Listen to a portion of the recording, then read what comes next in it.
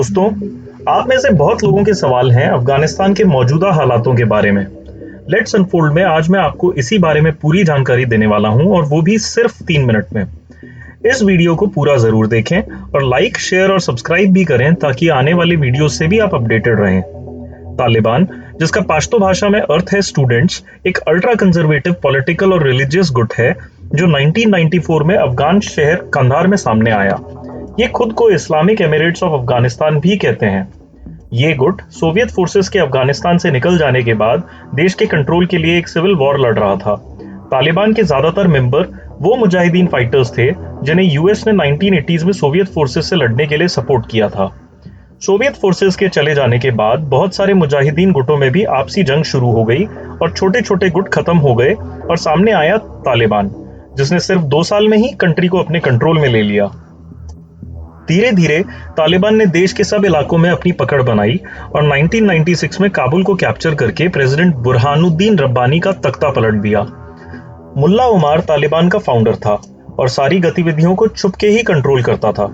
1996 से लेकर 2001 तक तालिबान ने अफगानिस्तान पर हुकूमत की और एक स्ट्रिक्ट शरिया लॉ लागू करवाया, जिसमें औरतों पर काम करने की पाबंदी थी और बिना किसी आदमी के या फिर बुर्का पहने वो घर से बाहर तक नहीं निकल सकती थी।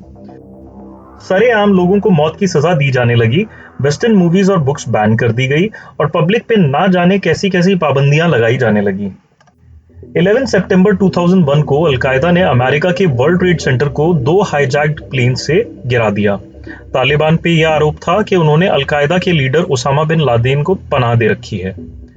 2001 में यूएस बैक्ड फोर्सेस ने एयर स्ट्राइक्स करके काबुल को वापस हासिल किया। तालिबान ने अफगान गवर्नमेंट और उसके वेस्टर्न अलाइज के खिलाफ विद्रोह शुरू कर दिया। सालों तक ये लड़ाई यूएस एंड नाटो फोर्सेस और तालिबानियों के बीच चलती रही। सवाल ये है कि तालिबान की फंडिंग कहां से होती है। तालिबान का मेन रेवेन्यू अफीम की खेती और ड्रग ट्रैफिकिंग से आता है। इसके अलावा तालिबान की ज्यादातर funding mining, foreign donations, exports, extortion money और रियल एस्टेट से होती है। 2018 में यूएस और तालिबान ने एक पीस डील साइन की और ऐसी एक और डील फिर से फरवरी 2020 में भी हुई। बावजूद इसके तालिबान अफगानी सिक्योरिटी फोर्सेस और सिविलियंस का कत्लेआम करता रहा। नए यूएस प्रेसिडेंट जो बिडेन ने अफगान गवर्नमेंट की सपोर्ट की मांग को ठुकराते हुए अप्रैल 2021 में एक घोषणा की कि 11 सितंबर 2021 तक सारी यूएस फोर्सेस को अफगानिस्तान से वापस बुला लिया जाएगा। यूएस गवर्नमेंट ने ये घोषणा करते वक्त कहा था कि तालिबानी अफगानिस्तान को फिर कभी हथिया नहीं सकेंगे, पर क्या ये एक इंटेलिजेंस का फेलियर था या फिर सोचा समझा बोला गया झूठ? क्योंकि बाद में यूएस ने कहा कि तालिबान कुछ हफ्तों में कंट्रोल वापस ले पाएगा और उसके बाद ये कहा कि सिर्फ 4 ही हफ्तों में वो ऐसा करने में काबिल हो सकता है। इस बीच यूएस ने अपनी फोर्सेस का ट्रूप विड्रॉल लगभग पूरा कर लिया।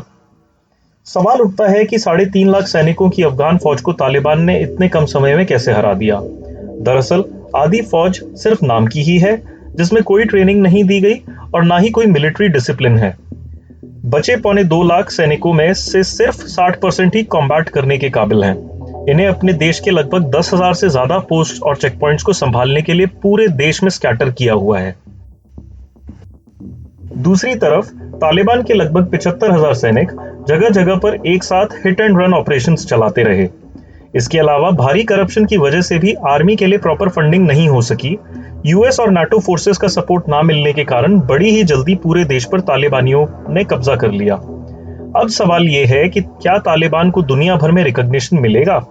क्या इसका भारत पर कोई बुरा असर पड़ेगा? क्योंकि पाकिस्तान ने बीते समय में तालिबान को पूरी तरह सपोर्ट किया है। ये सभी बातें आने वाले कुछ समय में जाहिर होंगी।